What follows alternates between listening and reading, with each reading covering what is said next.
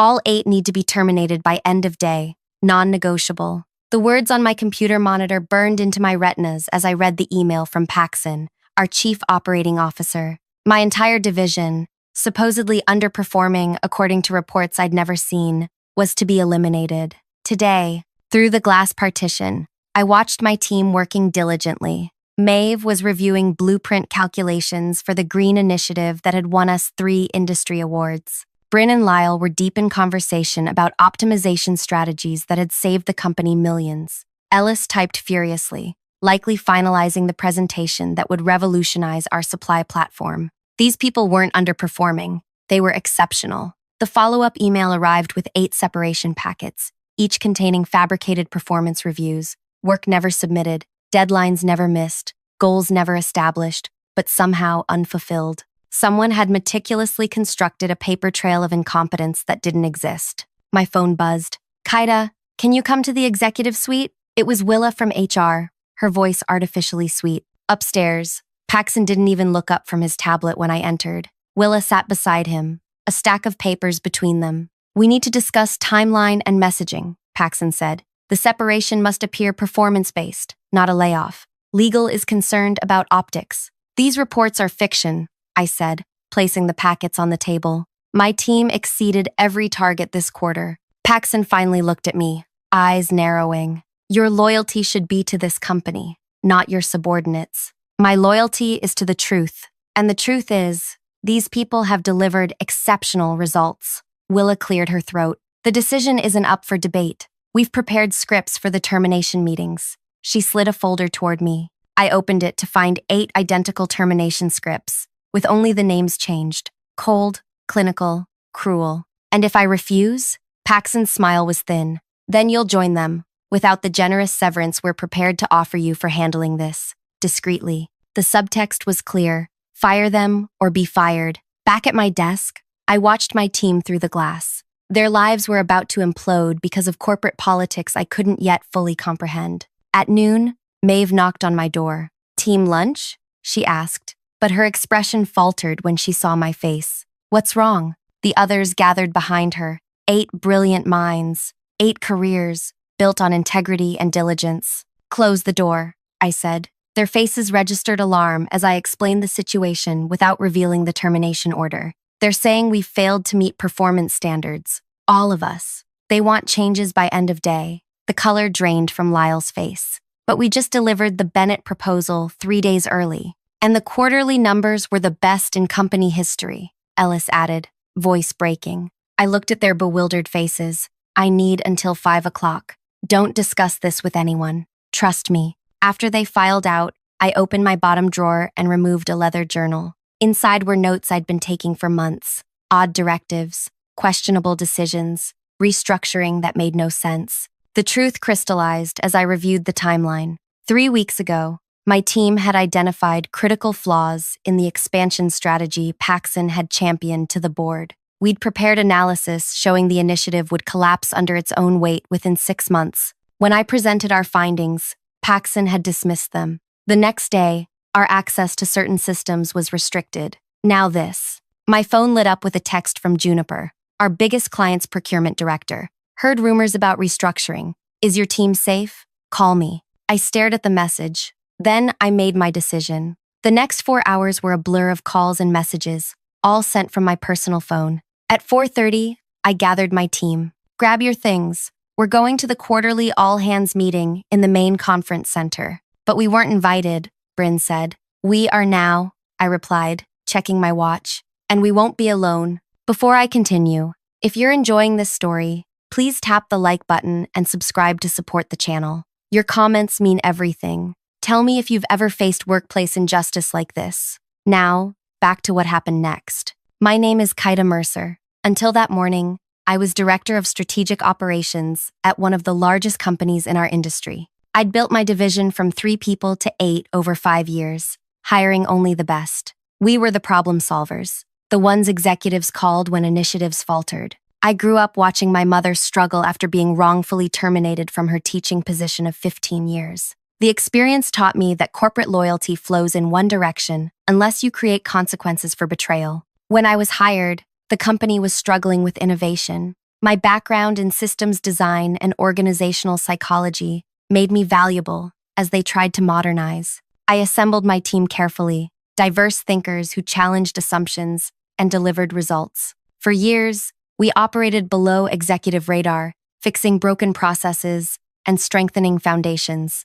Our work wasn't flashy, but the numbers spoke for themselves. Efficiency up, costs down, client retention at record levels. Everything changed when Paxson arrived 18 months ago. The new COO came with bold promises about transformation and disruption. The board was entranced by his confidence and pedigree. His first act was creating an innovation council, staffed with his former colleagues. Their proposals were ambitious, but disconnected from operational realities. My team couldn't implement their ideas without significant modifications. Tensions simmered beneath professional courtesies. Paxson wanted yes people. I led critical thinkers. He prioritized optics. We focused on outcomes. The breaking point came when the Innovation Council unveiled their global expansion strategy. The plan involved simultaneous market entries across 3 continents with unproven systems and untested protocols. Run the numbers, I told my team. Every scenario, every variable. For 2 weeks, they analyzed data, built models, and tested hypotheses. The results were unequivocal. The strategy wouldn't work. Key assumptions were flawed, resource allocations insufficient, and timelines unrealistic. I compiled their findings into a comprehensive report with alternative approaches. Following protocol, I shared it with Paxson before the executive committee meeting. His response was immediate. "This stays between us," he said, dropping the report on his desk without reading it. "The strategy has board approval. Your job is implementation, not critique." With respect, these projections show potential losses exceeding 40 million. We have a responsibility. Your responsibility is to your chain of command, he interrupted. This conversation is over. I left his office troubled but determined. The next day, I presented our findings to the executive committee. Despite his warning, the CFO asked pointed questions. 2 VPs requested additional analysis. For a moment, I thought data would prevail over politics. Then Paxson spoke. Kaida's team sometimes gets caught in analytical paralysis. Their models are theoretical. Our strategy is market-tested. That wasn't true, but he said it with such conviction that doubts crept into the room. The meeting ended with a consensus to proceed as planned. Over the following weeks, subtle retribution began. My team's meeting invitations disappeared. Our project requests faced unprecedented scrutiny. Resources we needed were suddenly unavailable. I documented everything while maintaining outward professionalism. When clients asked about changes they noticed in our responsiveness, I blamed system upgrades rather than internal obstruction. Then came that fateful morning and the termination order. What executives didn't realize was how deeply connected my team had become to our client partners. We weren't just vendors, we were trusted advisors who had saved them from costly mistakes. As we walked toward the conference center that afternoon, Ellis whispered, "What exactly is your plan?" I checked my watch again. Justice. The quarterly all-hands meeting was already underway when the side doors opened. Paxson was mid-presentation about the expansion strategy, gesturing toward optimistic projections that bore no resemblance to reality. He faltered when we entered, confusion crossing his face. His expression transformed to alarm when the main doors opened and 12 people in business attire walked in. The decision-makers from our 7 largest clients. The room fell silent as they took seats reserved for executives. I felt hundreds of eyes following me as I walked to the stage uninvited.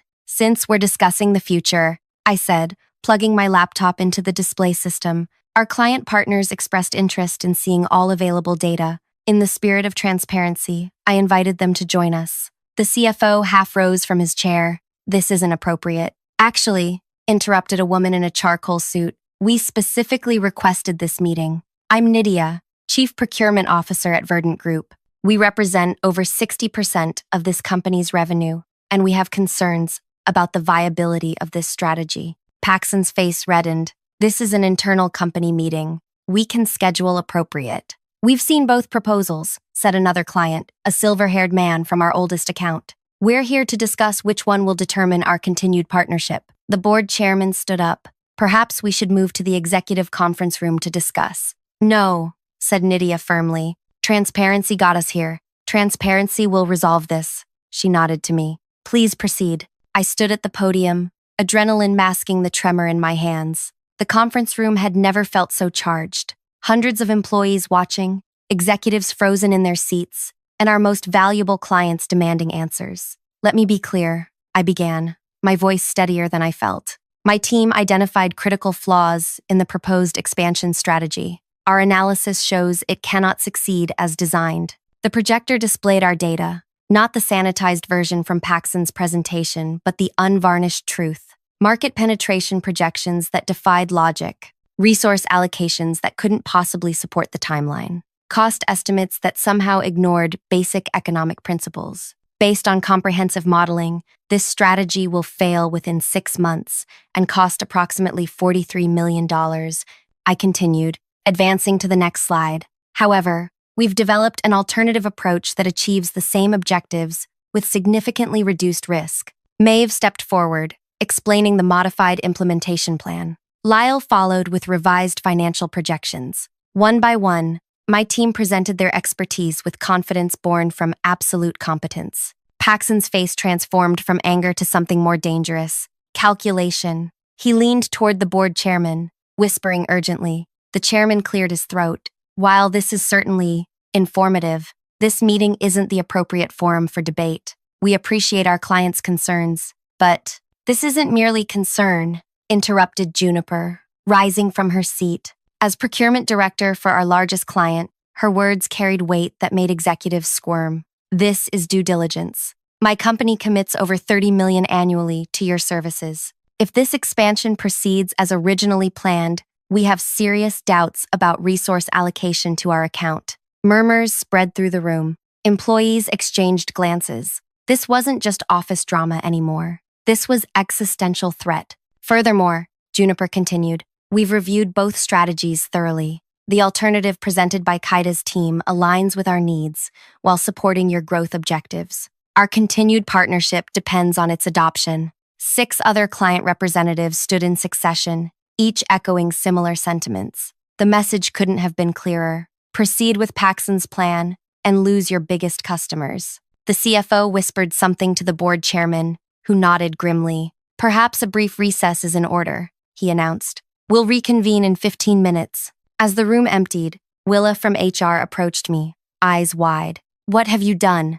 She hissed. My job, I replied simply. My team gathered around me, a mixture of shock and admiration on their faces. None of them had known about the termination order, only that their performance had somehow been called into question. Were they really going to fire us? Ellis asked, the reality dawning. I nodded. By end of day, with fabricated cause, Bryn's eyes widened. That's why you couldn't access the shared drive yesterday. They were altering our submission records. Are we going to lose our jobs anyway? Lyle asked, voicing everyone's fear. I don't know, I admitted. But if we do, it won't be in darkness, and it won't be with our professional reputations destroyed. The executive team didn't return after 15 minutes, or 30. At the 1-hour mark, an assistant appeared, requesting the clients and myself in the boardroom. My team exchanged nervous glances as I followed her. The boardroom atmosphere was glacial. 9 executives sat on one side, 7 clients on the other,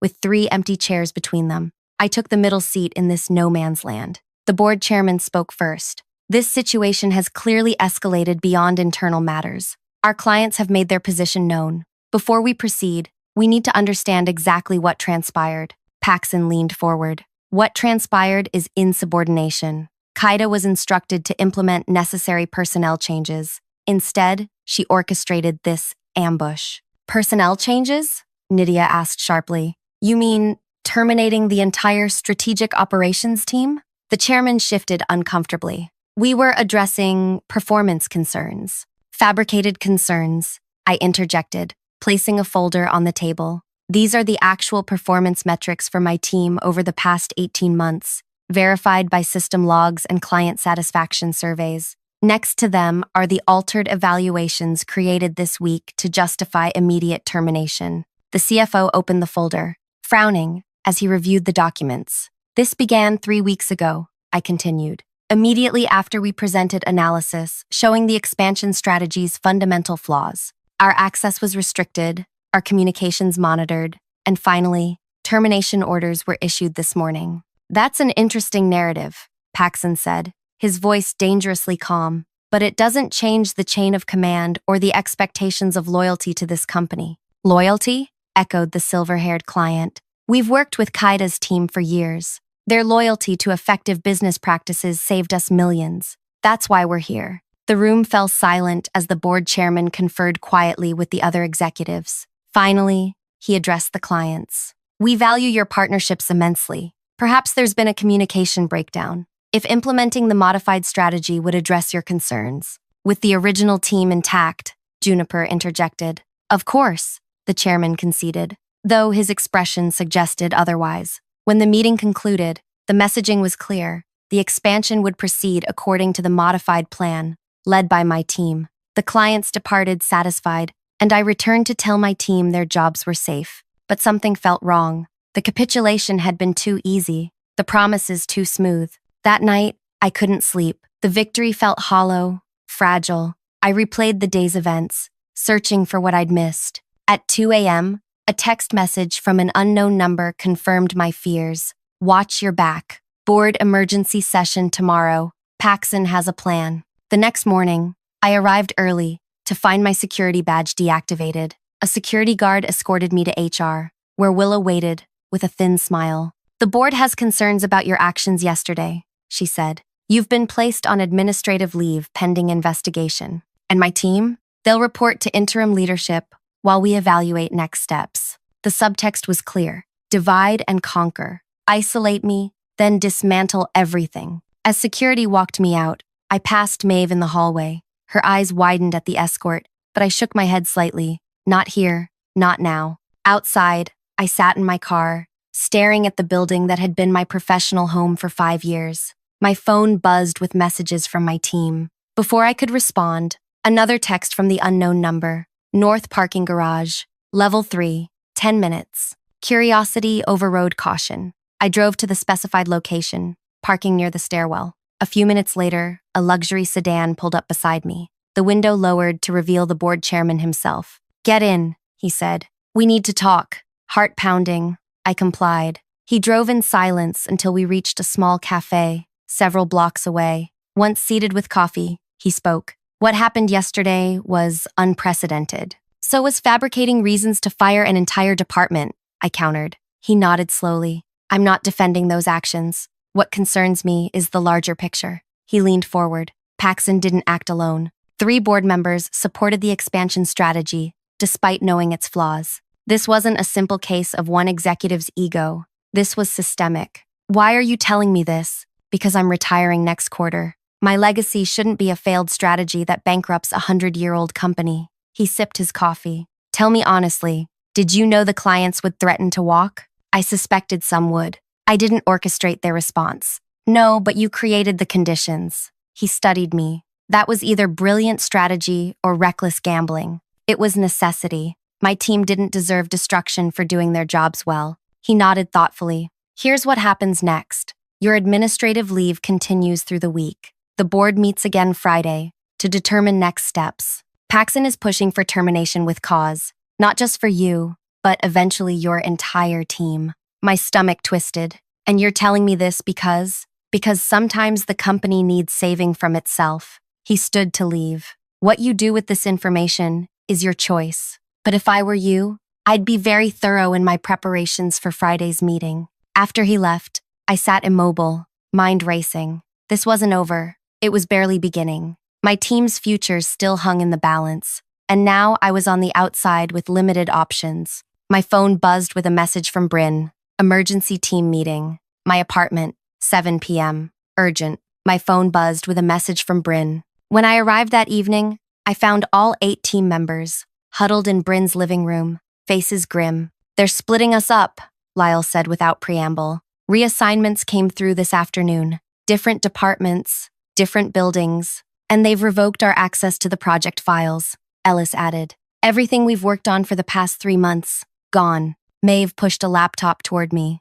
But not everything. We've been making local copies for months. Standard practice after the Johnson project disappeared mysteriously last year. I scrolled through the files, complete records of our work, unaltered and date-stamped. There's more, Bryn said. Juniper called me today. The clients are forming a consortium to address service continuity concerns. They've requested a joint meeting with the board on Friday, the same day as my hearing. So what's our next move? Asked Ellis. They've isolated you, and they're dismantling us. How do we fight this? 7 anxious faces turned to me, waiting for answers. The responsibility was crushing. These people had trusted me with their careers, and now everything was unraveling despite our apparent victory. I closed my eyes briefly, thinking of my mother all those years ago, broken by a system designed to crush dissent. When I opened them again, determination had replaced uncertainty. We need to understand what's really happening, I said. This isn't just about an expansion strategy or performance reviews anymore. Something bigger is at stake. Like what? Lyle asked. I don't know yet, but between now and Friday, we're going to find out. I took a deep breath, and then we're going to make sure the truth can't be buried again. As we talked into the night, piecing together fragments of information, patterns began emerging. Budget discrepancies, missing approvals, transactions that defied standard protocols. Look at this, Maeve said suddenly, pointing to her screen. The offshore vendor for the expansion. Trace the ownership structure. We gathered around as she followed the corporate trail through subsidiaries and holding companies until finally reaching the end. That can't be right, Ellis whispered, but it was. And suddenly, everything made horrible, perfect sense. I stood up, mind reeling with implications. We need to move quickly. We have less than 48 hours to compile everything before the board meeting. Will it be enough? Bryn asked quietly. I looked at each of them. Brilliant minds, who deserved better than becoming collateral damage in corporate warfare. It has to be, I replied, because on Friday, only one side of this conflict will still have careers when the dust settles. None of us slept that night, working furiously to assemble the puzzle pieces into a cohesive picture. By dawn, we had our answer and our strategy. What we didn't have was certainty that it would work. Friday morning felt surreal. After 3 days of administrative leave, I drove back to the office for a meeting that would determine not just my fate, but my entire team's future. The parking garage was unusually full for 7:30 a.m. Board meetings rarely drew crowds. As security escorted me to the executive floor, I noticed the heightened activity. Staff members huddled in whispered conversations, glancing my way with mixed expressions of sympathy and curiosity. Quite the audience gathering, my escort commented as we entered the elevator. Board meetings aren't usually standing room only. Special circumstances, I replied, gripping my leather portfolio tighter. The elevator opened directly into the reception area of the boardroom suite. Willa from HR waited, her professional smile strained. The board is ready for you, she said. They've requested this be a closed session. I nodded, unsurprised. That won't work today. Her smile faltered. Excuse me? Before I could answer, the lobby doors opened. My entire team walked in, followed by representatives from our 7 major clients. Behind them came 3 people in suits I didn't recognize. What is this? Willa demanded, stepping between me and the boardroom doors. Witnesses, I answered simply, moving past her. Inside, 14 board members sat around the massive conference table. Paxson occupied the right hand of the chairman, his expression darkening when he saw who followed me in. This is a closed session, he snapped. Only Miss Mercer is authorized to attend. Nydia stepped forward. As joint signatory on contracts representing 63% of your annual revenue, I believe we have standing. And as counsel for these clients, added one of the unfamiliar suits, I'd advise against excluding them given the nature of today's discussion. The chairman's gaze swept over the assembled group, then settled on me. You've been busy during your administrative leave. I've been thorough, I corrected, placing my portfolio on the table. A tense silence followed before the chairman nodded curtly. Very well. Additional chairs, please. Once everyone was seated, he continued. We're here to address, Miss Mercer's conduct regarding confidential personnel matters and subsequent actions that potentially violated numerous company policies. Before you proceed, interrupted the third unfamiliar visitor, I should introduce myself. I'm Thea Ward, Senior Investigator with the Securities Exchange Commission. These proceedings may become relevant to an ongoing investigation. The blood drained from Paxson's face. What investigation? The chairman demanded. Theo smiled thinly. That's what we're here to establish. In the stunned silence that followed, I opened my portfolio and removed a stack of documents. 3 months ago, I began. My team was tasked with analyzing implementation requirements for the global expansion strategy. What we discovered went beyond operational concerns. I placed the first document on the table. The primary contractor for the expansion infrastructure is Highland Solutions, a company incorporated 6 months ago, with no prior projects or proven capabilities. New vendors aren't unusual for new initiatives, Paxson interjected, but his voice lacked conviction. Highland Solutions, I continued as if he hadn't spoken, is owned by Meridian Holdings, which, through a series of shell companies, is owned by 3 individuals. I slid forward 3 more documents, each showing ownership trails through subsidiaries and investment vehicles. Tracing these ownership structures required significant effort, I said. Fortunately, my team specializes in detailed analysis. The beneficial owners of the enterprise slated to receive $43 million in expansion contracts are Wesley Paxson, board member Gerald Turner, and board member Antonia Reyes. Gasps and murmurs filled the room. The named board members shifted uncomfortably while others leaned forward, examining the documents. This is absurd, Paxson sputtered. These are legitimate business interests disclosed in my conflict statement. Interesting you should mention that. I removed another document from my portfolio. This is your conflicts disclosure from October. Highland Solutions isn't listed. Neither is Meridian Holdings, or any of the 7 intermediary companies. The CFO, who had been silent until now, spoke up. These are serious allegations that require thorough investigation before. We've completed that investigation, Ellis interrupted, stepping forward to hand USB drives to each board member. These contain comprehensive documentation of the ownership structures, fund transfers establishing initial capitalization of Highland Solutions, and communications between the principals. How did you access these records? Demanded Turner, one of the implicated board members. We didn't hack anything, if that's your concern, Maeve replied coolly. Everything here was obtained through legal channels, public records, and analysis of the vendor onboarding documentation that your own people provided during standard due diligence. The real question, I continued, isn't how we found this information. It's why it wasn't disclosed. The expansion strategy wasn't just flawed operationally. It was designed to funnel company resources into private interests while guaranteeing its architects golden parachutes when it inevitably failed. The chairman's expression was thunderous as he turned to Paxson. Is this true? This is a mischaracterization, Paxson insisted. Highland was selected through proper channels. By a committee you appointed, Bryn interjected, whose members received consulting contracts with Meridian Holdings 2 weeks after approving the vendor selection. The SEC investigator leaned forward. I'd be very interested in seeing those consulting agreements.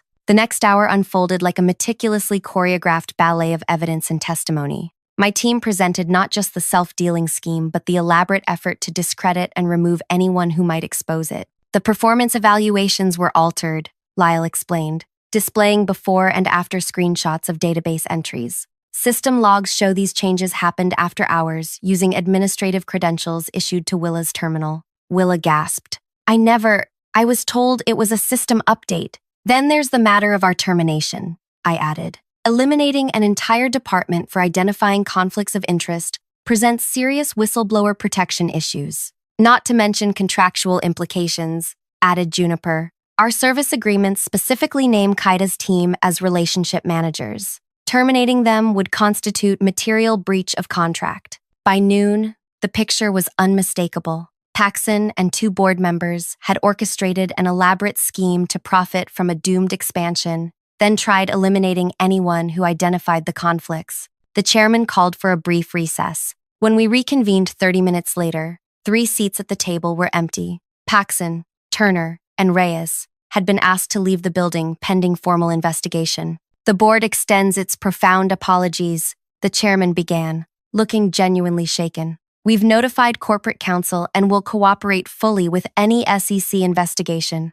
As for immediate actions, he turned to me. Miss Mercer, your administrative leave is terminated, effective immediately. The board requests you accept appointment as interim chief operations officer while we conduct a proper search. The offer stunned me, and my team, will remain intact, with immediate promotions and appropriate compensation adjustments to reflect their extraordinary service to this company. After the formal meeting adjourned, the chairman approached me privately. "This wasn't what I expected when I suggested thoroughness," he admitted. "What did you expect? A negotiated settlement, not public execution." He shook his head. "You realize Paxson's career is over? Turner and Reyes will likely resign within days. They tried to destroy 8 careers to hide their corruption," I replied evenly. "Actions have consequences." He studied me for a long moment. "The board will ratify your appointment next week. Try not to overthrow the entire executive team before then." The aftermath unfolded rapidly.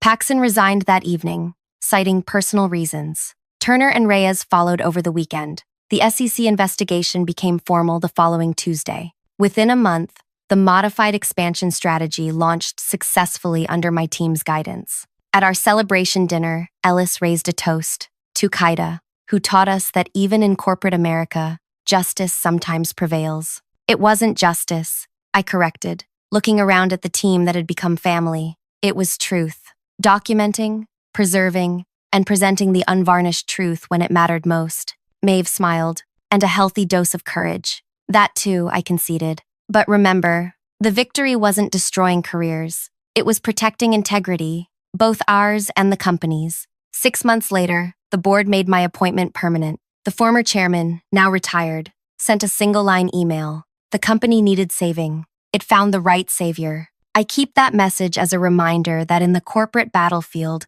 survival isn't about avoiding conflict. It's about choosing which principles are worth fighting for, then having the courage to stand your ground when the order comes to compromise them. What would you have done in my position? Would you have risked everything to protect your team and expose corruption? Or would you have followed orders and preserved your own position? I'd love to hear your thoughts in the comments below. If this story resonated with you, please take a moment to like and subscribe for more real workplace experiences. And remember, sometimes the most professional thing you can do is refuse to participate in unprofessional behavior, no matter who's giving the orders.